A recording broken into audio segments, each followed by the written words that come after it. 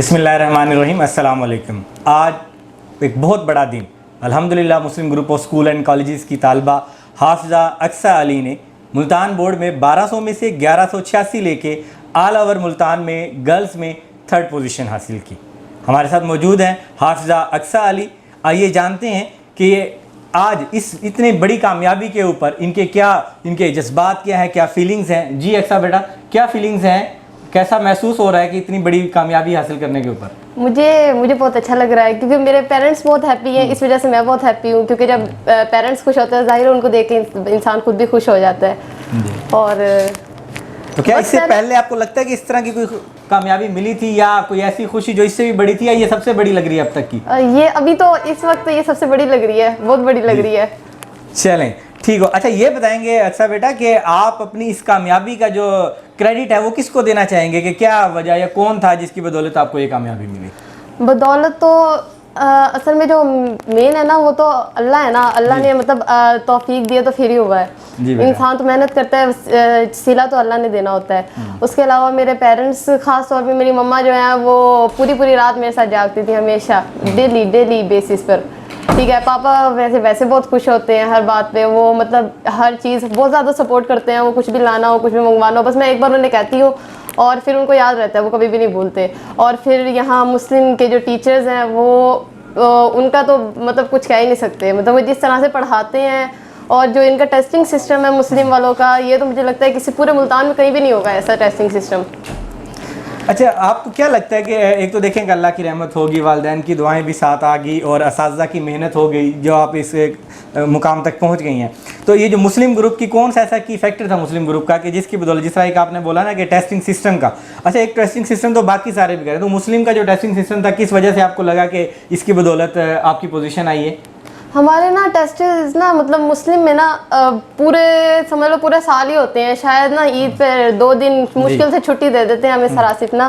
ठीक है, क्योंकि वो हमें पढ़ाते हैं, इतना पढ़ाते हैं कि हमें खुद भी नहीं याद रहता हम कौन है। अच्छा, किताबें याद रहती हैं बेटा? हाँ, किताबें याद रहती हैं हमें, किताबों के सफ़े भी याद रहते हैं, लाइनें भी याद रहती हैं। अच्छा, टेस्टिंग तो सिस्टम बाकी भी कर रहे हैं ना, तो क्या इस टेस्टिंग के दौरान या इस ईयर के दौरान कोई ऐसी एक्स्ट्रा भी सर्विसेज दे रहा था मुस्लिम आपको कि लाइक दैट के कोई स्किल सिखा रहा हो, कोई राइटिंग की या और चीज़ें जो आपको लगता हो कि यार इनकी बदौलत भी, क्योंकि सिर्फ अच्छा याद करने से तो इतने नंबर्स नहीं आते, प्रेजेंटेशन भी बड़ी मैटर कर रही होती है, तो इसके हवाले से भी मुस्लिम ने आप लोगों के लिए कोई अरेंज किया था? नहीं, ये पढ़ाते भी बहुत अच्छा है और एक बार नहीं, हम जितनी बार पूछते हैं हमें हर बार बताते हैं। बेशक हम 10 बार भी पूछे, सरासिफ भी खड़े होते थे तो बल्कि सरासिफ तो खुद पढ़ाते हैं, वो हालांकि हमारे प्रिंसिपल हैं, लेकिन फिर भी वो ऐसा पढ़ाते हैं कि वो एक बार पढ़ा लेते हैं तो दोबारा कोई क्वेश्चन होता ही नहीं है हमारा।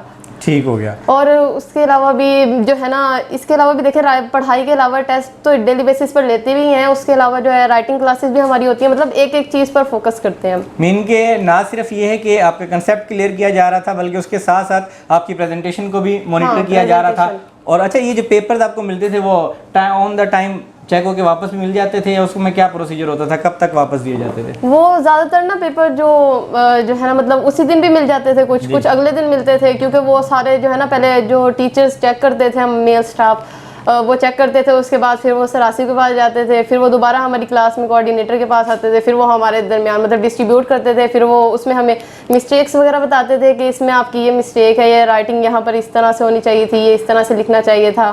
अच्छा, अक्सर ये बेटा ये बताएंगे कि नॉर्मली कहा जाता है जो पोजीशन वही लेते हैं जो बड़े पढ़ाकू किस्म के होते हैं, उन्हें दुनिया का या दीन का कोई पता ही नहीं होता, ना कोई वो ज़िंदगी जी रहे होते, सिर्फ वो गुजार रहे होते हैं किताबों के साथ ही। आप भी ऐसे स्टूडेंट थे या आपने ज़िंदगी जी है, कुछ शरारतें वगैरह भी कभी कर लेते थे क्लास के अंदर?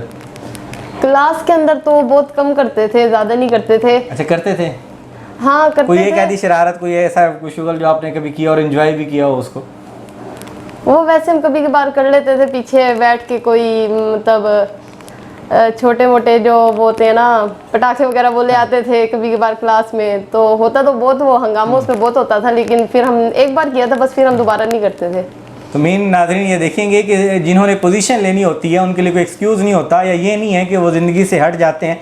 ज़िंदगी को जीते जीते भी इंसान पोजीशन भी ले सकता है, कामयाबियों से भी हम किनार हो सकता है। और अक्सर बेटा अब आखिर में आप ये बता दें कि जो बाकी आपकी जो जूनियर्स हैं उन्हें क्या मैसेज देंगी कि पोजीशन लेना कैसे मुमकिन हो सकता है, या वाकई ये नामुमकिन सी चीज़ थी, बाकियों को ऐसा लग रहा होता है ना, तो उनको क्या मैसेज देना चाहेंगे पढ़ाई के हवाले से? नहीं, नामुमकिन तो कुछ भी नहीं होता है दुनिया में। इंसान अगर मतलब पक्का अहद कर लेना कि मैंने ऐसा करना है, ठीक है, और साथ मेहनत भी करे और अल्लाह से दुआ भी मांगे, तो फिर तो कामयाबी पक्की होती है।